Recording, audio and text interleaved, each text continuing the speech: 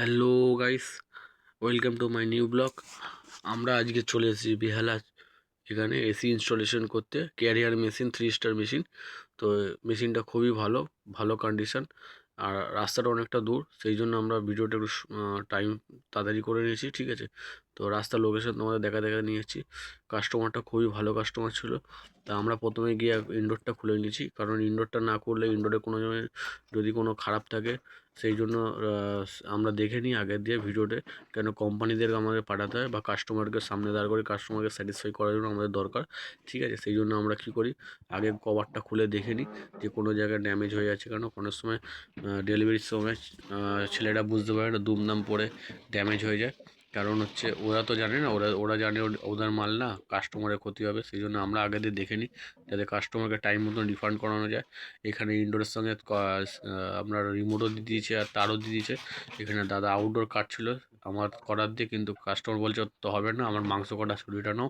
মাংস কাটার ছুরিতে ঘ্যাচ ঘ্যাচ করে কেটে গেল, ঠিক আছে। বক্সটা খুলে দেওয়া দেখছে যে খুব নতুন নিউ একটা মডেল বেরিয়েছে।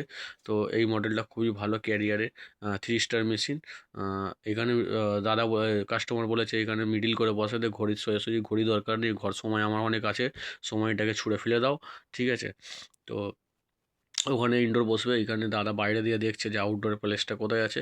আমরা এখানে কার্নিসের তলায় আউটডোরটা লাগানো হবে। কাস্টমার প্রচুর চিন্তিত যে ওইখানটা কী করে লাগাবে। আমরা বললাম স্যার কোনো অসুবিধা নেই, আমাদের আছে, আমরা তো আছি, আমরা ঠিক করে দেবো, আপনার কোনো টেনশন নেওয়ার দরকার নেই। বাইরে বৃষ্টি পড়ছে, সব কাস্টমারকে বলা হচ্ছে একটু আপনারা টেকনিশিয়ানদের সহযোগিতা করবেন, ঠিক আছে। এরকম বৃষ্টির সময় বলবে হার্নেস পরে বা সেফটি বেল্ট পরে কাজ করার জন্য। এখানে হোল করতে গিয়ে দেখি তার বেরিয়ে গেছে। এই তারগুলো ভালো করে না টেপিং করলে ব্লাস্ট হওয়ার সম্ভাবনা থাকে, ঠিক আছে। তোমাদেরকে বলা হচ্ছে যে কোনো টেকনিশিয়ান এটা ডবল টেপেল করে টেপ মারবে, কারণ এইটার থেকে যদি ছোটো বড়ো কোনো ক্ষতি হয় সেটা আমাদের জন্য কাস্টমার অনেক বড় ক্ষতি হয়ে যেতে পারে। সেহেতু সবাইকে অনুরোধ যে এই কাজটা করবে, সেই কাজটা ভালো করে করবে। আর এখানে আমরা বেল্ট পরে নেমে গেছি। একটা এত বড় ব্যাগের মধ্যে একটা ছোটো হার্নেস বেল্ট রাখতেই পারো তোমরা।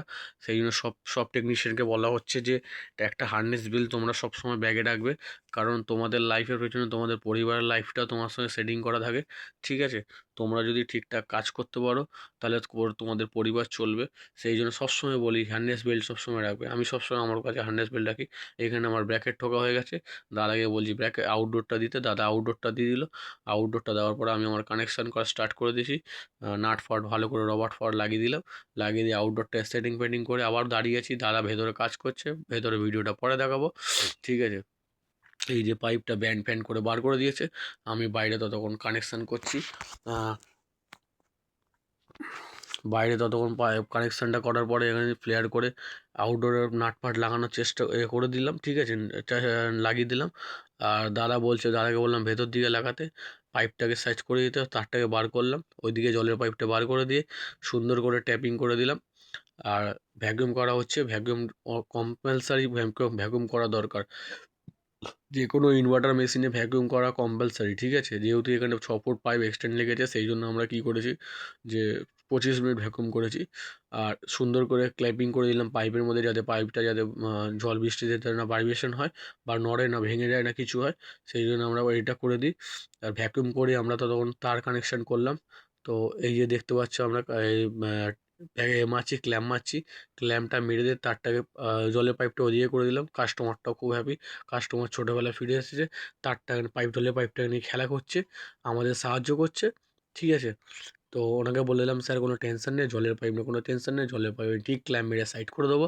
এখানে আমার ইনডোরের নিচে কাজ শেষ হয়ে গেছে। নিচের দিকে এই বাইরে হোয়াইট সিমেন্ট করছি, বাইরে হোয়াইট সিমেন্টটা করে তোমার সুন্দর করে লাগিয়ে দেবো। তোমাকে পরে হোয়াইট সিমেন্টের ভিডিওটা দেখিয়ে দেবো। কারণ হোয়াইট সিমেন্ট না করলে কী হবে, বাইরে বৃষ্টির জলটা ঢুকে যায় ঘরের ভেতরে। এই যে আমাদের ফিনিশিং কাজ আউটডোরটা, এখানে সুন্দর করে পাইপ লাইনটা সোজা করে তুলেছি, দেয়াল ছাঁটিয়ে। এই দেখছো বাইরে হোয়াইট সিমেন্ট করা আছে, ঠিক আছে। হোয়াইট সিমেন্টটা সবসময় কম্পালসারি, যে কোনো কাস্টমারকে বলা হচ্ছে হোয়াইট সিমেন্টটা করাবে। এখানে কাস্টমার খুবই ভালো ব্যবহার, আমাদেরকে দিয়েছে মিষ্টি, আর এইখান দিয়ে দিয়েছে চকলেট, তো জলও দিয়েছিল, ঠান্ডা জল, ঠিক আছে। ভিডিওটা ভালো লাগলে লাইক কমেন্ট শেয়ার আর চ্যানেলটাকে ফলো করে দিও। Good bye. আমার এই মিনি ব্লগগুলো দেখতে কেমন লাগছে আর তোমরা কোথায় দেখছো সেটা কমেন্ট করো, ঠিক আছে। তো থ্যাংক ইউ, গুড বাই।